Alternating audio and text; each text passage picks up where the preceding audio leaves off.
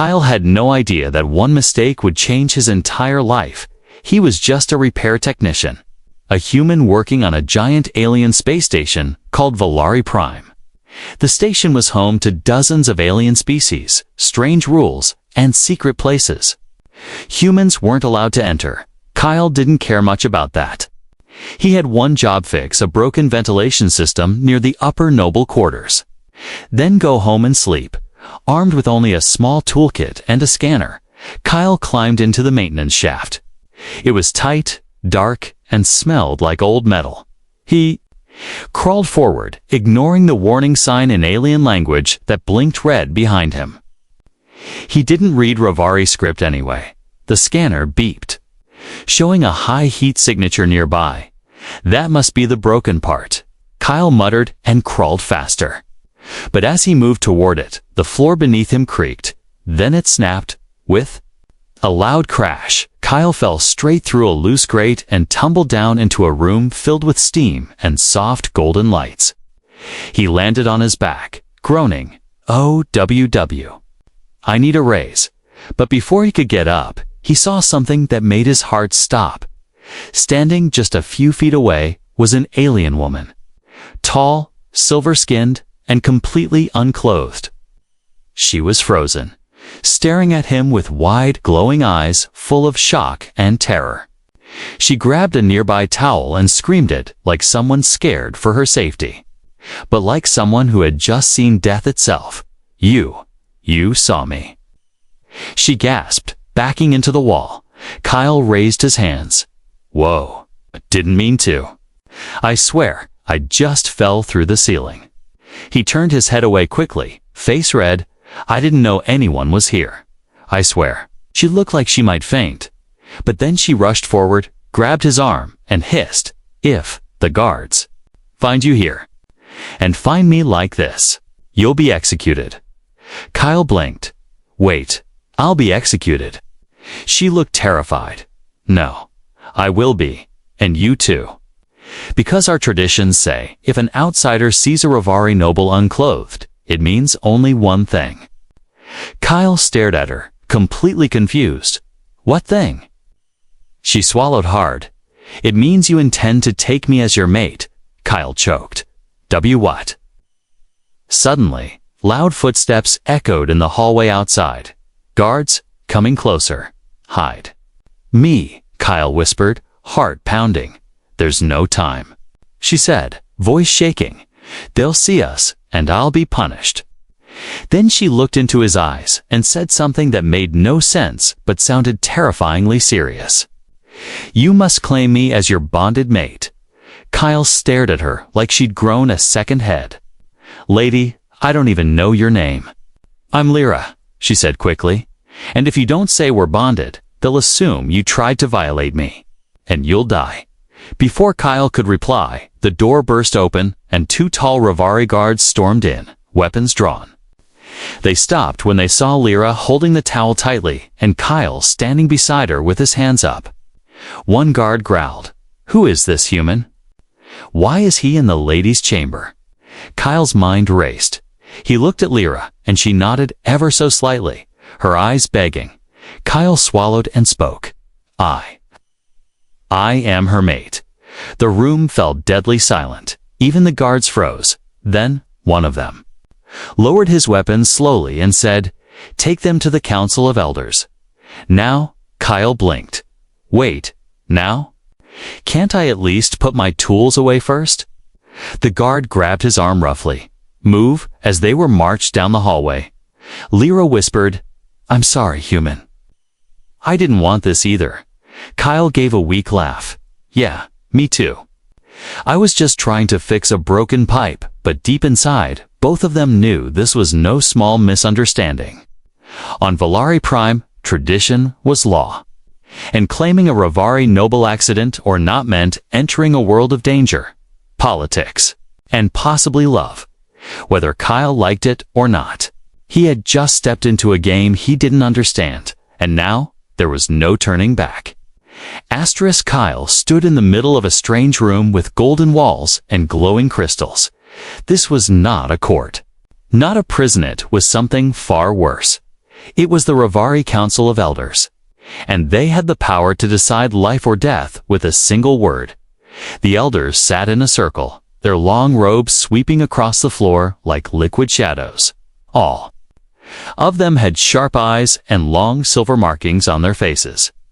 They stared at Kyle like he was a bug that had crawled into their sacred temple. Lira stood beside him, still wrapped in a ceremonial cloak. Her face calm, but Kyle could feel her hand shaking slightly. The oldest elder leaned forward. "You?" Human claimed to be the bonded mate of Lady Lira, daughter of the House of Varelis. Kyle nodded, trying to look confident. "Yes. Yes, I do." The elder's voice was cold. "Do you understand the weight of that claim?" Kyle looked around. Not really. A murmur went through the elders. Another elder, a woman with glowing blue eyes, stood. "If this bond is false, if you lie to protect your life, both of you will die." Lira stepped forward quickly. "It is not false, Council. I claimed him in the sight of truth." That seemed to carry weight. The elders whispered among themselves, speaking in Ravari tongue. Then the oldest elder raised his hand, silencing the chamber. "There is one way to prove this," he said. "The mating ritual." Kyle blinked. "Excuse me." The elder continued, "You must perform the rite of unity. Before us, under the flame of spirit, only true bonds survive the ritual." Kyle whispered to Lira, "Are they asking us to?" "No," she said quickly. "It's symbolic, not physical, but still dangerous." The guards led them into another chamber, high above the station, under a dome of starlight. In the center burned a strange blue fire that made no smoke but hummed with energy. Lira whispered, "If the flame senses a false bond, it will strike us down." Kyle looked at her. "And if it thinks we're real?" "Then we live," she said, "and we become officially joined." By Ravari law, Kyle took a deep breath. "Let's do it." They stepped into the circle and knelt before the flame. A priest held out a small glowing orb. "Place your hands upon the bondstone. Speak your truth, heart to heart." Kyle placed his hand on the orb, and Lira did the same. The orb warmed, pulsing with light. Then a voice, not from the priest, but from the orb itself, code through the room. "Speak the truth of your heart." Lira went first, her voice soft. "I feared my life. I feared being used, traded, and thrown away like nothing. I saw a human fall from the ceiling, and instead of calling me names or laughing, he turned his face away." She looked at Kyle. That small kindness felt like hope. The flame flickered. Then Kyle spoke. "I didn't come here looking for love. I came here to fix a broken vent." The elders frowned at his honesty. "But when I saw her, I didn't see a noble. I saw someone trapped." He took a breath. "I don't know her well, but I don't want her hurt. And if I can help her escape all this, even if it means pretending, I'll do it." The flame roared to life, rising high, and Kyle panicked. But then it settled, glowing warmly around them like a soft blanket. The priest bowed. "The bond has been accepted." The elders stood one by one and gave a slow nod of approval. "You are now joined by fire and truth," the head elder said. "You may leave." Kyle and Lira exited the chamber in silence. Once outside, Kyle turned to her. "So, are we really married now? The Ravari law?" "Yes," she said, not meeting his eyes. "You are now my bonded mate." Kyle scratched his head. "I was hoping for a dinner first." She gave a small smile, but it faded quickly. "The danger is not over," she said. "There are those who will never accept this bond." "Like who?" Kyle asked. She paused, then whispered, "My former betrothed, Commander Raylan." Kyle groaned. "Of course there's an angry ex." Lira nodded. "And he's powerful, ruthless, and hates humans." Kyle sighed. "Great. Just great." But deep inside, something had shifted. He no longer saw Lira as just a stranger. He saw someone brave enough to fight her own fate. And maybe, just maybe, He was starting to care. Kyle never thought being married would feel so weird. He wasn't in love. He didn't even know Lira's favorite food or favorite color. But now they were bound by Ravari law, and everyone on the station treated them like a real couple. The problem was, they weren't. Their living space was small, barely enough for one person. A narrow room with a stiff bed, tools on the walls, and a blinking light that flickered every few seconds. Lira walked in, looked around, and wrinkled her nose. "This is where you live?" she asked, sounding half disgusted, half sin-shock. Kyle shrugged. "It's not the palace, but it has a working sink." Mostly, she stepped over a pile of dirty clothes and tapped the metal floor with her foot. No carpet, no temperature control. And no tea corner? He looked confused. "What's a tea corner?" She gave him a look like he'd just asked what air was. Oh. Then she sighed and sat stiffly on the edge of the bed, keeping her distance. The silence between them grew heavier. Neither of them knew what to say. Kyle scratched his head. "So, we're married now, yes?" Lira said quietly. "By Ravari law, do we have to share the bed?" he asked awkwardly. Her eyes widened. "No, absolutely not. I'll sleep on the floor."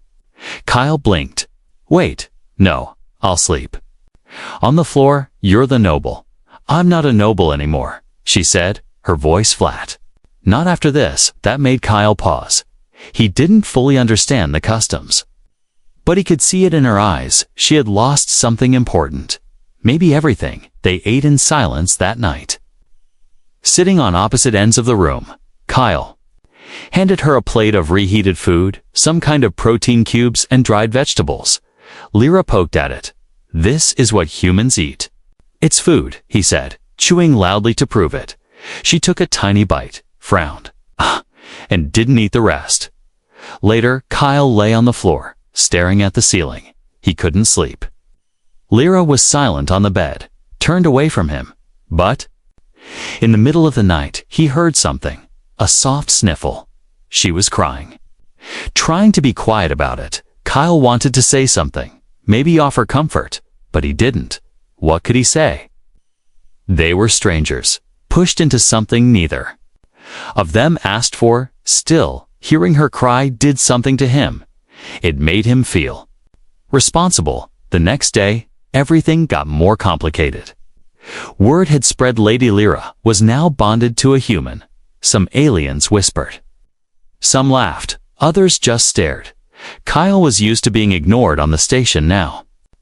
People looked at him like he was carrying a ticking bomb at the engineering bay. His coworkers gave him strange looks. "Is it true?" One asked, "You married a Ravari noble?" Kyle rubbed his forehead. "Can we not talk about it?" Another. One grinned. "Is she bossy?" "She's quiet," Kyle muttered, and confused. Back in the room, Lira stayed inside all day. Barely speaking, she stared at the wall, deep in thought. Kyle finally broke the silence. "Are you okay?" "I don't know," she replied softly. "I gave up my family, my future, everything, just to survive." He sat beside her, not too close, and nodded. "Same," he said. "Not the noble stuff. But I've got no one either." She looked at him, studying his face. "You don't seem like a warrior." "I'm not," he said. "I fix broken stuff." She gave a small smile, the first real one he'd seen from her. "That might be useful," she said. "My heart is very broken." The days passed slowly, but something began to shift. They started talking more, eating together, even laughing. Once or twice, Kyle repaired a cracked wall panel while Lira arranged his tools in perfect rows. She added a small table in the corner and placed a cup of steaming herbal drink. "This is a tea corner," she said proudly. Kyle took a sip and coughed. "It tastes like dirt." She rolled her eyes. "It's good for your blood then." Just when things were beginning to feel calm, danger returned. A message arrived sealed in noble silver and red ink. Kyle opened it, frowning at the words. Lira read it behind him and gasped. "It's from Commander Raylan," she said. Her voice trembling. "He demands a challenge." Kyle blinked. "A challenge?" "He doesn't believe our bond," she whispered. "He wants to fight you for my claim." Kyle stood frozen. "I don't even know how to fight." Lira looked into his eyes, fear returning. "If you lose, he takes me, and you die." The silence between them now held something more than awkwardness. It held fear, fate, and the beginning of something deeper. Kyle took a shaky breath. "Then we'd better make sure he believes we're real." The message from Commander Raylan hung in the air like poison. Kyle stared at it, rereading the words, but they didn't. "Change, your claim is weak, human. Face me in the circle of blood, or surrender the girl." He looked at Lira, whose face had turned pale silver with fear. "Is he serious?" Kyle asked, his voice quiet. Lira nodded slowly. "Raylan doesn't make empty threats. He always finishes what he starts." Kyle ran a hand through his hair. "I'm not a soldier. I fix pipes and clean filters. I don't even own a weapon." Lira looked away. "He's not just angry. He's humiliated. I was supposed to be his bride, bonded by politics and tradition." Her voice dropped. "And I chose a human instead." Kyle let out a nervous laugh. "You didn't exactly choose me. I fell through your ceiling." She gave him a soft look. "Yes, but I didn't push you away either." That night, Kyle couldn't sleep. He lay on the floor, staring up at the ceiling again. Only this time, he didn't hear her cry. She was sitting upright, thinking, planning, worrying. The silence between them was thick. Finally, Kyle spoke. "If I have to fight, what are my chances?" Lira hesitated. "In Ravari tradition, you fight in front of the council. It's not always to the death, but he will try to make it so." Kyle turned to her. "Why would you risk everything for me?" Lira looked surprised, then said, "Because you saw me without shame and still respected me." Kyle blinked. "That's all it took." "No," she whispered. "But that was the first time anyone did." The next morning, the station's training hall opened its doors to someone very unexpected, a human with oil stains on his clothes and fear in his eyes. Kyle entered and faced a tall female trainer with gray skin and glowing green eyes. "I need to learn how to not die," he said. The trainer smiled darkly. "You're fighting Raylan, aren't you?" He nodded. She whistled. "You'll need more than training. You'll need a miracle." Kyle took a breath. "Well, let's start small." Over the next 2 days, Kyle trained. He fell, got bruised, tripped over his own feet, but he kept getting up. The other aliens watched in disbelief. He wasn't strong, not like them. But he refused to quit. Every time he got knocked down, he got up again, even bleeding. Lira watched from a distance. She brought him water, medicine, and silent support. At night, she massaged the swelling from his arms and shoulders. "You don't have to do this," she whispered once. "We can run." Kyle looked at her. "No, I want to face him, because I don't want to spend the rest of my life looking over my shoulder." He paused. "And maybe I want to prove I'm more than just a guy who fell through your ceiling." On the 3rd day, the challenge began. The circle of blood wasn't an arena, but a sacred ring in the Temple of Vows, surrounded by elders, nobles, and watching eyes from every part of the station. Commander Raylan stood in ceremonial armor, glowing red and sharp as fire. Kyle wore basic training gear and held a short wooden staff. He looked like someone who wandered in by mistake. Raylan laughed when he saw him. "This is your chosen mate, Lira." He called across the ring, a weak, trembling ape. Kyle stepped forward, trying to look brave. "I may be weak, but I'm still standing." He said, "Let's see how long you last with someone who doesn't give up." The gong sounded, and the fight began. Raylan moved like a storm, fast and brutal. Kyle dodged the first hit, barely, and rolled to the side. The crowd gasped. No one expected him to survive even the first blow, but Kyle used his size, his quick thinking. He ducked under swings, used the staff to block attacks, and waited for small chances. Each time Raylan missed, he grew angrier. "You are nothing," the commander roared. Kyle smiled through bloodied lips. "Then why haven't you beaten me yet?" Lira stood at the edge of the ring, heart pounding. She whispered a silent prayer, not to a god, but to Kyle's stubborn will. "Please don't die," she thought. "Not for me. Not like this." Then it happened. Raylan lunged too hard, missed, and Kyle swept his legs, slamming him into the ground. The crowd gasped. Kyle stood over him, breathing heavy, staff raised. "Yield," he said. Raylan growled, reaching for a hidden blade, but before he could strike, an elder stepped in. Enough. The challenge was over. The human had proven his claim. Kyle dropped the staff, his body shaking. Lira rushed to him and wrapped her arms around him tightly. "You fool," she whispered. "You actually won." He held her back, smiling weakly. "Told you. I've fixed broken things." She laughed softly for the first time without sadness.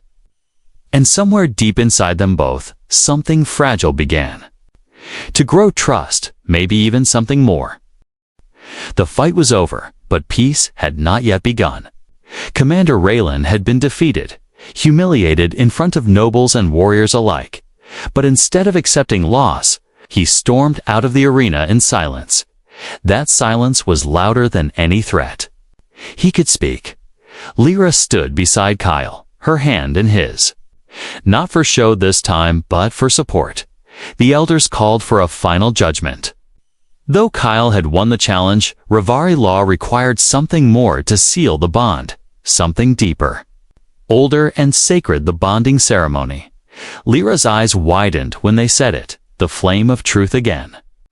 She whispered. Kyle raised an eyebrow. "We already did that part. This time," she said quietly. "It will test our hearts, not just our words," back in their shared room.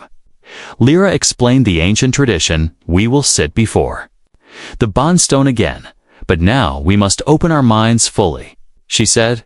"No lies, no walls, just our truest feelings." Kyle rubbed his neck.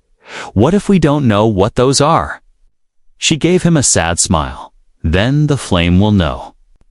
We are faking it." He sat down, exhausted but curious. "You don't trust people easily, do you?" "No," she said softly. "I was born to be given away, traded for alliances, dressed up to hide my fear." Kyle leaned forward. "Then, maybe it's time someone saw the real you." The next morning, they walked together to the Temple of Kati. The Temple of Flame. This time, no crowd, no warriors. No councils, just the two of them and the silent priest. The bondstone pulsed softly with light. Waiting, they sat across from each other. Hands touching the crystal surface, the priest lit the sacred fire, its color turning from blue to violet. "Speak without hiding," he said, "or the flame will turn against you." Lira went first, her voice a soft tremble. "I hated you. At first," she admitted. "You saw me in my weakest moment." Kyle nodded gently. "I didn't mean to, I know," she said. "And yet?" "You looked away," she smiled faintly. No one ever looked away before. The flame warmed. A soft light glowing around them. Kyle took a breath. "I've never had someone choose me before." Lira blinked, surprised. "I'm always the guy fixing things in the background," he said. "Not the one who gets noticed. Or needed." He met her eyes. "But now, I want to be someone who deserves being chosen." The flame burned brighter, not wild, but steady and calm. It seemed to surround them with comfort, not judgment. Lira placed her other hand on his. "I'm scared," she whispered, "that I'll disappoint you. That you'll leave when you see how broken I am inside." Kyle chuckled gently. "Too late, I already saw your tea corner." She blinked, then laughed. A real laugh that melted something heavy between them. The bondstone glowed gold. The priest stepped back, bowing his head. "The bond is now complete," he said. "You are not. Strangers acting, you are joined by truth." As they stood up, Kyle looked at Lira. "So, this is real now." She nodded. "Yes, I mean. It's not just a lie anymore," she smiled. "No, it's not." They left the temple side by side, walking slower than usual. Kyle glanced at her. "So what now?" Lira looked thoughtful. "Now, we figure out what this means. Together." They didn't rush back to their quarters. Instead, they walked through the gardens near the outer ring of the station, where few people visited. Glowing flowers shimmered in the light of a nearby moon. Kyle plucked one and handed it to her without thinking. She stared at it, stunned. "No one's ever done that," she said. "No one ever gave me something just because." He shrugged. "It matched your eyes." Lira looked away. Cheeks slightly tinted with lavender, her version of a blush, back in their quarters. The silence between them was now gentle, not heavy. They shared tea, laughed about his awkward training, and didn't talk about war, nobles, or threats. Just the quiet, the real, and the new beginning.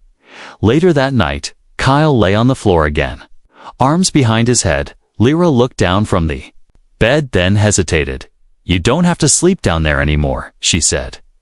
Kyle blinked. "Really?" She nodded. "We're bonded now. Doesn't mean we have to rush," he said. She smiled. "No, but you don't have to be far either."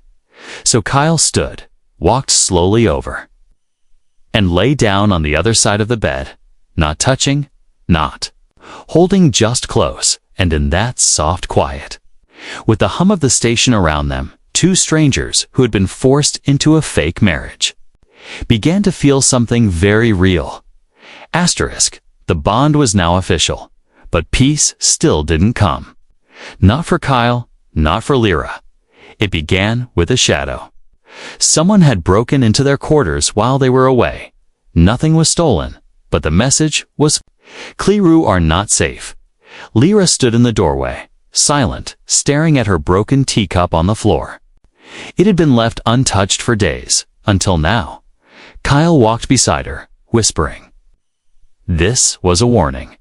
She nodded, voice tight. Raylan's pride was wounded, but his power is not. Later that evening, they found a scroll placed under their door, sealed in black wax. Lira opened it with trembling hands. There was no signature, just 6 words. "Your bond won't save you forever." Kyle looked up sharply. "He's going to come after us again, isn't he?" Lira sat down slowly. "He'll never stop. Not until I'm back under his control or dead." She stared at the wall, then whispered, "And he'll destroy you just to prove a point." Silence stretched between them. Kyle finally spoke. Then, "We leave." Lira turned to him, confused. "Leave? Leave where?" He leaned closer, his voice firm now. "We find a ship, we escape the station, and we disappear. But we'll be hunted," she said, her voice cracking, "by nobles, by Ravari law, by everyone. I'd rather run and stay alive than kneel and die slow." Kyle replied, "Wouldn't you?" Lira hesitated, then nodded. So they began to plan. Kyle spent the next day carefully mapping access routes through the old maintenance shafts. The station had forgotten tunnels, old cargo lines, and hidden hatches he'd used before. Lira, once a noble, knew which security checkpoints were understaffed or often bribed. They made a strange team, him with his tools and logic, her with her memory and instinct. They spoke in whispers at night, drawing sketches with light pens. "We'll move through this shaft," Kyle said, tapping the map. "Then cross the cold line here." Lira frowned. "The cold line freezes anyone without thermal protection." Kyle grinned. "Then I'll build us something that keeps our blood from turning to ice." She smiled at him. "You're clever for a human." He grinned back. "You're stubborn for an alien princess." She blushed slightly. I was never a princess. He raised an eyebrow. You act like one. They laughed quietly, forgetting for a moment the danger outside their door. 3 days later, the escape began. It started with silence, no alarms, no guards. Just the soft hum of the station's power grid. Kyle carried a tool pack filled with hacked ID cards, custom heat wraps, and a broken cum he had repurposed as a jammer. Lira wore a cloak, her silver skin hidden beneath dull brown fabric. Her once perfect posture was now bent to avoid notice. They slipped into the lower levels, moving fast but quiet. Every time a patrol passed, they ducked into vents or maintenance hatches. The cold line was the hardest part. Narrow, dark, and covered in frost. Their breath turned to ice, their hands burned from the cold. Kyle gritted his teeth and held Lira's hand tightly. Almost through, he whispered. Just a little further, she nodded. Even though her lips were turning blue, but they made it barely. Kyle wrapped Lira in heat foil. As soon as they cleared the shaft, she shivered in his arms, whispering, "You saved me again," he smiled. "It's becoming a habit." They reached the outer hangar, old launch bay, no one used anymore. One ship remained there, dusty but intact. Kyle had scouted it before. A Ravari skimmer with stealth plating. He ran to the panel and began to hack the lock. 3 minutes, he said. Fingers flying over the screen, Lira stood guard, but her body trembled not from cold, but from fear. She whispered, "Do you think we'll make it?" Kyle didn't look back. "We have to. Why are you doing this?" She asked softly. "You could have walked away so many times." He paused, then turned to her. "Because you didn't ask for this," he said, "and neither did I. But here we are." He smiled gently. "And now I don't want to lose you." The ship door opened with a hiss. "Let's go," he said, but just as they stepped aboard, a voice rang out from the shadows. "Going somewhere? Traitors." Commander Raylon stood at the hangar entrance, flanked by 4 armored guards. His face was cold as stone, his eyes locked on Lira. "I warned you," he said. "Now you both die." Kyle stepped in front of her, arms raised, but Lira moved. Beside him, her eyes burning. "No," she said, "we're not yours anymore." Raylon raised his weapon, but just before he fired, Kyle slammed the launch button.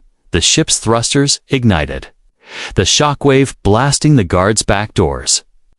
Slammed shut, the hangar split open, and the skimmer shot into space like a comet. Kyle held the controls, his hands shaking. Lira collapsed into the co-pilot seat, gasping. "We did it," she whispered. "For now," Kyle said, "we're free, outside." Stars stretched endlessly. And for the first time in their strange story, there was no one chasing them, only the future waiting ahead. The stars outside the ship blinked quietly, as if holding their breath. Kyle sat in the pilot's seat, staring at the endless stretch of space. His fingers trembled slightly on the controls. But the ship was stable. For now, they were safe. Lira was quiet in the co-pilot chair, wrapped in a blanket.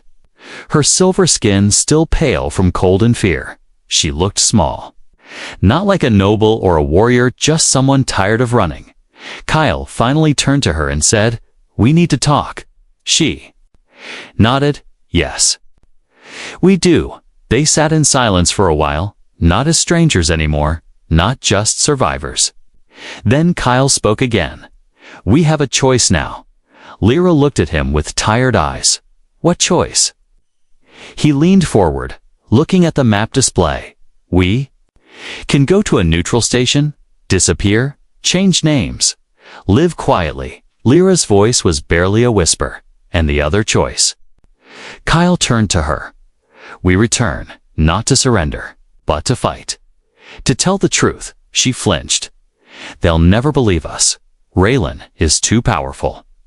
Too respected, maybe." Kyle said softly, "But if we run forever, we stay." Afraid forever, Lira looked at her hands, the same hands that once wore royal jewelry. "I was raised to obey," she whispered. "To follow orders, to keep peace by being silent." She looked at him now, voice shaking. "But with you, I feel like I'm finally me." Kyle smiled gently. "Then maybe it's time the galaxy met the real you." They spent the next 2 days hiding inside the ship, resting, repairing, deciding. Each night they talked about life, about Earth, about the Ravari culture. Each conversation brought them closer. Not out of duty, but out of choice. At one point, Lira sat beside him and said, "Do you regret it?" Kyle raised an eyebrow. "Regret what?" She looked nervous. "All of this. Bonding with me, risking everything." Kyle laughed lightly. "You think falling through a ceiling was part of my plan?" She smiled, then her voice softened. "I don't regret it either." On the third morning, they made their decision. The ship turned back, not to the Ravari capital, but to a peace station, one protected by a galactic council where war and violence were banned. It was neutral ground, but it also meant they'd be found quickly. Kyle submitted a message to the Ravari High Circle. A simple statement: "We request a hearing, public and witnessed by all clans." When they landed, the place was already crawling with nobles, guards, and curious travelers.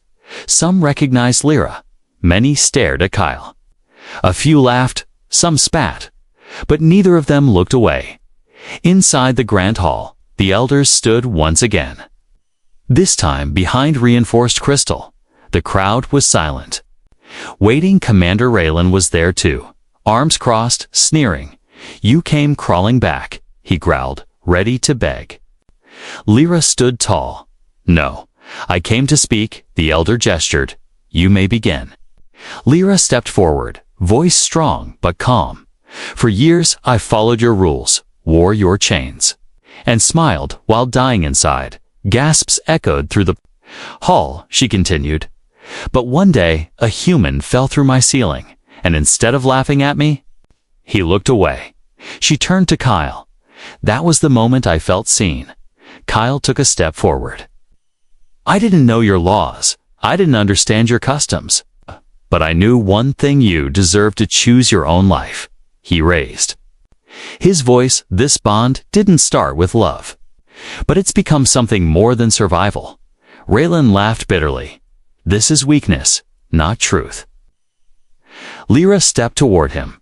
"No, this is strength, the strength to leave what's easy, to speak when it's dangerous, and to love without control." The crowd murmured, watching the scene unfold like a story no one expected.